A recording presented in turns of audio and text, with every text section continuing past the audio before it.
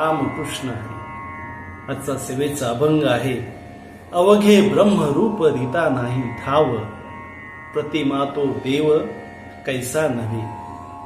नाही भाव तया सांगावे ते किती, आपुल्याला मती पाखंडिया.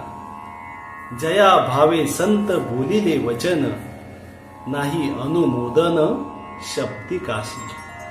तुका म्हणे संती भाव केला बळी, न कळता खळी दुशीला देव. या अभंगामध्ये तुकाराम महाराज म्हणतात की सर्व चराचर सृष्टीमध्ये ब्रह्म भरून राहिले आहे. म्हणजे तो पाषाणाच्या धातूच्या मूर्तीमध्ये कसा नसणार.